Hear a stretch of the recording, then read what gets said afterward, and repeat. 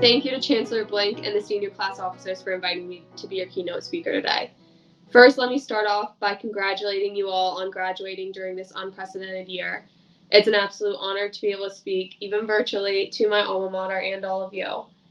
Sitting down and writing this speech made me very nostalgic, I have to say. Not only was it a time I was able to reflect on my days at Wisconsin, but I also procrastinated writing it until the very last second, just like my glory days as a student.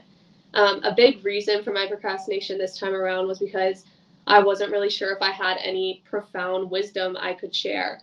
I've definitely been blessed with some great life experiences, but sitting at my computer writing this, I was racking my brain trying to think of the life lessons that have come from those experiences. And when I was up till 3 a.m. procrastinating in college at my house on Mifflin, I would always joke and say that my best work comes alive when I'm under pressure. And in remembering that, I thought, there it is. There's a lesson that I can share with you guys. It's the moment that we execute under pressure that's often remembered the most, but the culmination of everything that led to that moment that means the most. A big moment for me personally was scoring in the World Cup final versus the Netherlands last year. I always get asked in interviews how my life has changed since that moment, and I always have the same answer, which is it hasn't. I definitely always imagined that winning a World Cup and scoring in a big game like that and accomplishing a huge life goal of mine would have made me feel some kind of different, but I have to say that I feel about as normal as I could ever feel, and as normal as I did before the World Cup, just now with a little bit more experience. It was definitely an amazing moment to celebrate with my teammates and something I'm always going to cherish, but that one moment didn't make me. It's the years and dedication to the sport that I love and all the people that have helped me along the way that have made me into the player and person I am today. And I'm not over exaggerating when I say that Wisconsin is one of the biggest reasons I've gotten to this point. I still remember visiting the first time. I was in the summer and I was walking down State Street, and I remember thinking, how could anybody say no to this? I just thought the campus was like absolutely beautiful. It just felt like the whole package. And then fast forward, my first Wisconsin winter, freshman year, and I slipped on the ice walking down Bascom in the wintertime. And I remember thinking maybe the people who said no visited in the winter, because that would make sense. But regardless, whether it was a sunny day on the terrace or an icy day on my back on Bascom, the 4 years I spent at Wisconsin and the relationships I built is something that I will carry with me through every new journey that I take. The path to get where I am hasn't always been easy, though. So the next thing I'd like to share with you guys is that you learn the most about yourself during the hardest times.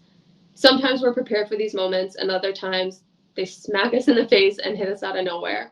Such is the year 2020. Who would have thought I'd be giving this speech in front of a screen instead of in person at the Kohl Center with all of you, looking to hit up the KK after and crossing my fingers I get in. I'm 25 and I honestly still have no idea if they're going to accept my ID. But anyway, another year that smacked me in the face was 2017. I finished my last semester of school all online so I could start my professional career with the team in Boston.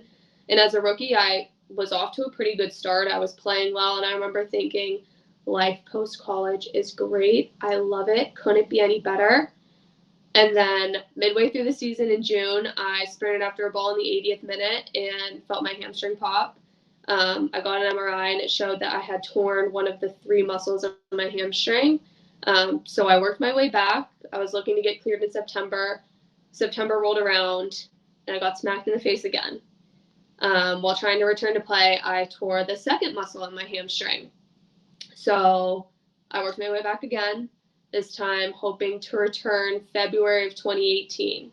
February rolled around, and what do you know? Another smack to the face. I tore the 3rd muscle in my hamstring days before I was supposed to get cleared from the second tear. And I wouldn't play in a game again until May of 2018, so almost a year out from the initial injury.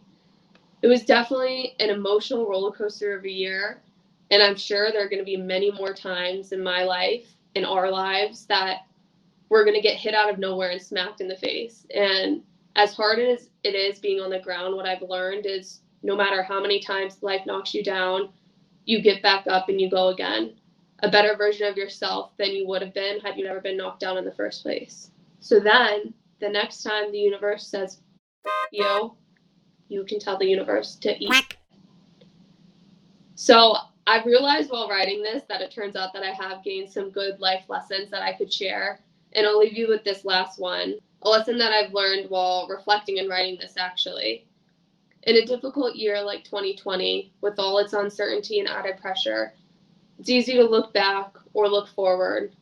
But no matter what the past has looked like or what the future might hold for you, never forget to be in the present and recognize the magnitude of the moment while you're still in it. Appreciate the now. And right now, you're the newest graduates of the University of Wisconsin. So, congratulations again, fellow Badger alumni. You now hold a degree from what we all know is the greatest university to ever grace this planet. Good luck as you start this next chapter of your lives, and on Wisconsin.